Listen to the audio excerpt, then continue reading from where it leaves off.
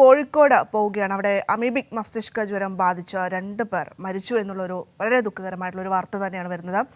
ഓമശ്ശേരി സ്വദേശിയുടെ 3 മാസം പ്രായമായൊരു ആൺകുഞ്ഞും ഒപ്പം തന്നെ അമീബിക് മസ്തിഷ്ക ജ്വരം ബാധിച്ച മലപ്പുറം കണ്ണമംഗലം സ്വദേശി റംലയുമാണ് മരിച്ചത്. പി വി കുട്ടനുണ്ട് വാർത്തയുടെ വിശദാംശങ്ങൾ നൽകുന്നതിനായി. കുട്ടൻ, കോഴിക്കോട് മെഡിക്കൽ കോളേജ് ആശുപത്രിയിൽ ചികിത്സയിലിരിക്കുകയായിരുന്നു രണ്ടുപേരും. എന്തായാലും രണ്ടുപേരും മരണപ്പെട്ടു എന്നുള്ളൊരു വളരെ ദുഃഖകരമായിട്ടുള്ളൊരു വാർത്തയാണ് ഈ പുലരിയിൽ നമുക്ക് കേൾക്കാൻ സാധിക്കുന്നത്. വിവരങ്ങൾ സങ്കടകരമായ വാർത്ത തന്നെയാണ്. ഈ കുഞ്ഞ് 3 മാസം പ്രായമായ ആൺകുഞ്ഞ് ഓമശ്ശേരി സ്വദേശിയുടെ കുട്ടിയാണ്. കഴിഞ്ഞ 28 ദിവസമായി കോഴിക്കോട് മെഡിക്കൽ കോളേജ് ആശുപത്രിയിൽ ചികിത്സയിലായിരുന്നു. കഴിഞ്ഞ 2 ആഴ്ചയായി ഗുരുതരാവസ്ഥയിലായിരുന്നു. ഇന്നലെ രാത്രി ഇന്ന് പുലർച്ചോടുകൂടിയാണ് കുഞ്ഞ് മരിച്ചത്.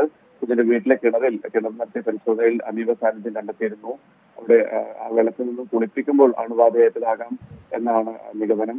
അതോടൊപ്പം തന്നെ മറ്റൊരു സ്ത്രീ കൂടി, അതായത് ഈ അസുഖം ബാധിച്ചുകൊണ്ട് ഈ മസ്തിഷ്ക ജ്വരം ബാധിച്ച് ചികിത്സയിലിരുന്ന കണ്ണമംഗലം മുഹമ്മദ് ബഷീറിന്റെ ഭാര്യ റംലയും മരിച്ചിരുന്നു.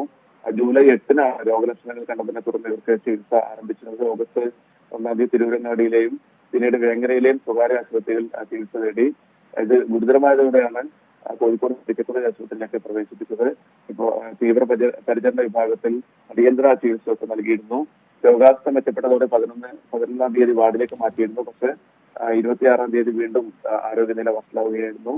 അങ്ങനെയാണ് മരണം സംഭവിച്ചിരിക്കുന്നത്. ഇപ്പോൾ 12 പേരാണ് അമീബിക് മസ്തിഷ്ക ജ്വരം ബാധിച്ച് കോഴിക്കോട് മെഡിക്കൽ കോളേജ് ആശുപത്രിയിൽ ചികിത്സയിലുള്ളത്.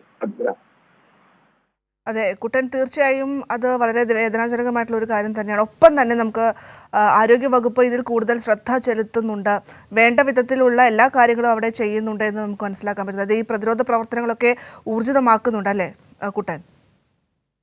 ഭദ്ര, തീർച്ചയായും. കാരണം വളരെ ക്രിയാത്മകമായ ഇടപെടൽ, വളരെ ഊർജിതമായ ഇടപെടലുകളും പ്രതിരോധ പ്രവർത്തനങ്ങളും ഇതുമായി ബന്ധപ്പെട്ട് ഇതിനെ പ്രതിരോധിക്കുന്നതിന് വേണ്ടി ആരോഗ്യവകുപ്പ് നടത്തുന്നുണ്ട്. കഴിഞ്ഞ ദിവസങ്ങളിൽ നമുക്കറിയാം 30-നും 31-നും സംസ്ഥാനമെമ്പാടും ഈ കോർഡിനേഷൻ പദ്ധതികൾ നടപ്പിലാക്കിയത്. അതോടൊപ്പം തന്നെ ഈ രോഗബാധയുള്ള പ്രദേശങ്ങളിൽ ആ ഘട്ടങ്ങളിൽ തന്നെ പൂർണ്ണമായും കിണറുകൾ, അതോടൊപ്പം തന്നെ ഈ കുളങ്ങൾ, വെള്ളം കെട്ടിക്കിടക്കുന്ന സ്ഥലങ്ങളിലൊക്കെ കോർഡിനേഷൻ നടത്തിയിരുന്നു. ഭദ്ര.